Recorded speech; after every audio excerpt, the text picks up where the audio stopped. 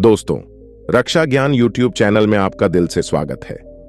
दोस्तों, आज इस कहानी से आपको पता लग जाएगा कि आपके असफल होने का कारण क्या है। हर किसी का अपना एक सपना होता है, एक लक्ष्य होता है कि उसे जीवन में क्या करना है और क्या बनना है। लेकिन जैसा आप बनना चाहते हैं वैसा बन नहीं पाते हैं। लेकिन सफल बनने के लिए आपको अच्छे विचारों को अपनाने की जरूरत है।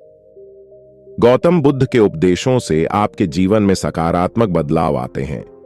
यही कारण है कि बुद्ध के विचारों को सुखी जीवन का सूत्र कहा जाता है और इससे आपका जीवन बदल जाता है।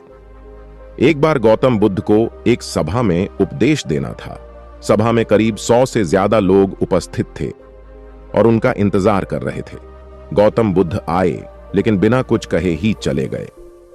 बुद्ध का ऐसा व्यवहार देख सभी हैरान रह गए, लेकिन किसी ने उनसे कुछ कहा नहीं। अगले दिन फिर से सभा का आयोजन हुआ, लेकिन आज सभा में उपस्थित लोगों की संख्या घटकर 80 हो गई। आज भी बुद्ध ने ऐसा ही किया।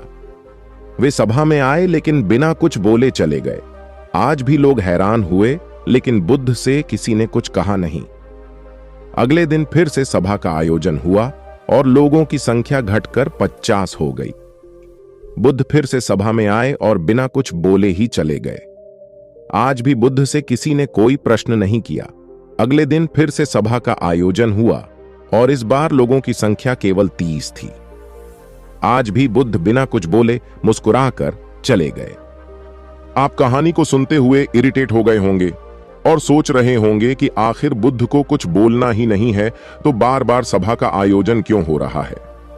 ठीक इसी तरह सभा में मौजूद लोगों को भी गुस्सा आ रहा था, लेकिन इसका जवाब जानने के लिए आपको धैर्य रखना होगा। अगले दिन फिर से सभा का आयोजन हुआ और आज सभा में केवल 15 लोग ही उपस्थित रहे। लेकिन आज गौतम बुद्ध ने अपना स्थान ग्रहण कर लिया और उपदेश देने के लिए बैठ गए। बुद्ध ने जिन 15 लोगों को उपदेश दिए वे उनके भिक्षु बन गए और इन लोगों ने आगे चलकर बुद्ध के ज्ञान को अलग अलग दिशाओं में फैलाया। एक बार इन लोगों ने बुद्ध से प्रश्न किया कि सभा का आयोजन होने के बावजूद भी आप क्यों कई दिनों तक बिना बोले ही चले जाते थे। बुद्ध ने उत्तर दिया, मैं उन लोगों की खोज में था जो लायक हों। सभा के पहले दिन 100 से भी ज्यादा लोग थे, लेकिन उनमें से ज्यादातर लोगों को मेरे उपदेश से कुछ मतलब नहीं था। इसके बाद जो लोग अगले दिन आए उन्हें भी मेरे उपदेश से कोई मतलब नहीं था। वो तो केवल इसलिए आए थे क्योंकि वो देखना चाहते थे कि आखिर सभा में होता क्या है। लेकिन मुझे ऐसे लोगों की तलाश थी जो मेरे ज्ञान को जन जन तक पहुंचाए। मैं कई दिनों तक इसलिए बिना बोले चला गया क्योंकि मैं यह देखना चाहता था कि आखिर वो कौन लोग हैं जो सच में मेरे उपदेश को सुनना चाहते हैं और जिन्हें वास्तव में ज्ञान पाने की प्यास थी। ऐसे लोग ही रोज आए।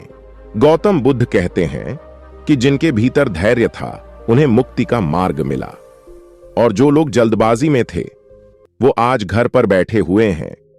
बुद्ध कहते हैं कि जिन लोगों में धैर्य का गुण होता है वे जीवन में कुछ भी पा सकते हैं, फिर चाहे आपका लक्ष्य कुछ भी हो। बिना धैर्य के कोई भी सफलता के लक्ष्य तक नहीं पहुंच सकता।